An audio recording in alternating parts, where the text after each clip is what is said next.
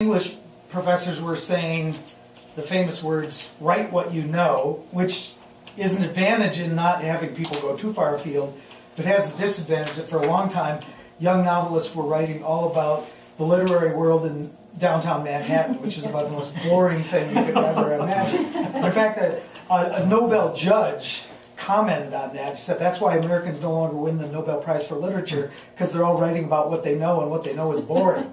But there's another aspect on if you're going. Profs used to always say, whenever you use an abstract word, pair it with at least 3 to 5 concrete images, so that you don't go flying off into the ether. And one thing I've noticed when I compare the works, and I like her in a lot of ways, of Helene Dorian with like Mary Oliver or Rumi. Helene stays in the ether. Mary and Rumi both tried to say centered with things in the world. There's a Berkeley linguist, George Lakoff. He did Women, Fire, and Dangerous Things a while ago, and I just found this other book of his. It's kind of old, but it's pretty relevant.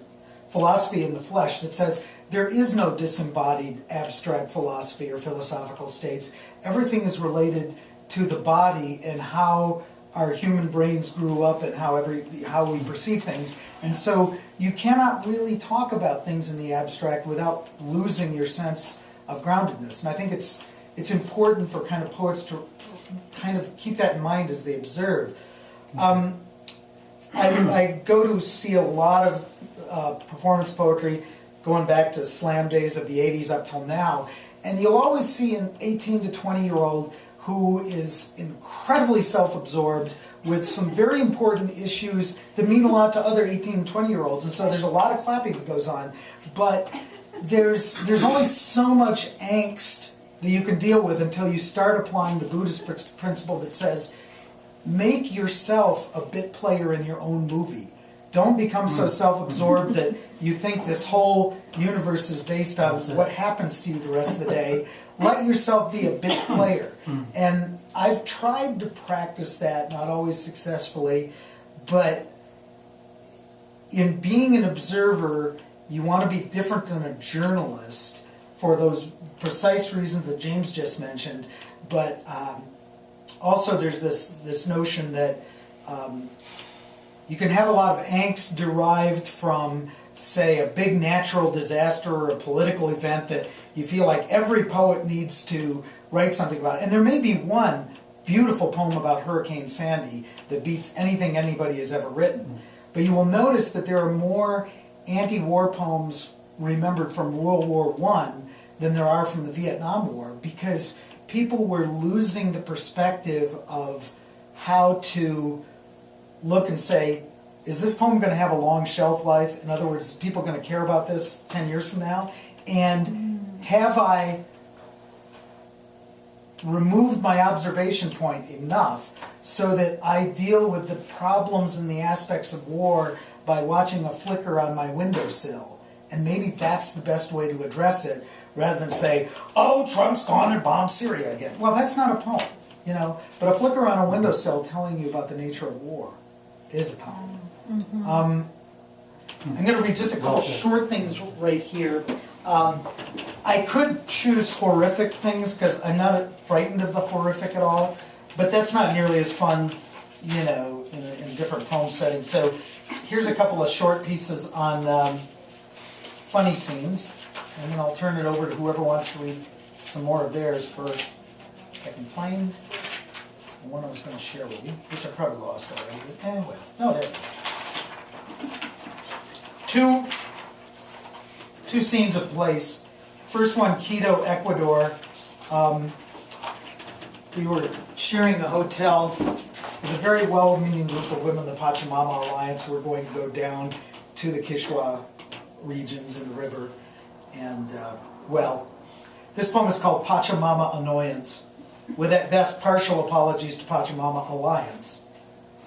And who am I to choke on woman firepower, awakening the dreamer, monopolizing the lobby, declaring that one more Amazon venture will convince the Quechua to unlock the simple spirituality that is theirs to share, while the passel of white women head north to fill dozens of social science journals. Kill me, my snark makes me evil, I tell Fernando, who agrees he'd rather suffer untold male-dominant lunkheads than this coven of faux feminist pomegranates burning cafe cultura in sage, swelling in syrup of sincerity. And the karaoke, Fernando adds, well, you don't want to know. And here is, talking about daughters off on adventures, my daughter lives in Los Angeles. In 2 successive days, we visited one of the most unusual places on the planet. If you ever get a chance to see the Museum of Jurassic Technology, it has nothing to do with the Jurassic era or anything else you could think of. We saw that one day before we watched a drunken MC introduce us to the Tiki Room in Disneyland. This is called Drunk Enchanted Tiki Jurassic. The inviolability of Los Angeles neighborhoods is proven through the Museum of Jurassic Technology, adjacent to the In-N-Out Burgers on Venice Boulevard. Each room offers breathtaking intricacies, logically consistent within its own parameters, but reveals its inner schizophrenia as it attempts to coalesce with the like-minded. Mobile gardens of Eden from a pre-Airstream Depression era, radiographs of lilies, a shrine to Soviet space dogs. The best-selling issue in 2013 of the Guggenheim's architectural journal Quag featured brutalism. The chosen Jurassic monograph of the day is Jeffrey Sonnabend's Theories of Forgetting and the Problem of Matter, in which the plane of experience bisects the cone of obliscience and all is forgotten.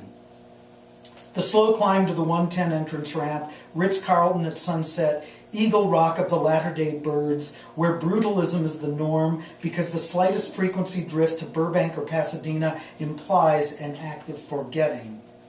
Our Tiki MC is drunk, teaching us how to pee on Tom Sawyer Island and why the singing debut of animatronics 51 years preceding This Good Morrow had to take place 5 months prior to a Dealey Plaza that initiated a new era of real-time forgetting, a cone of McLuhan.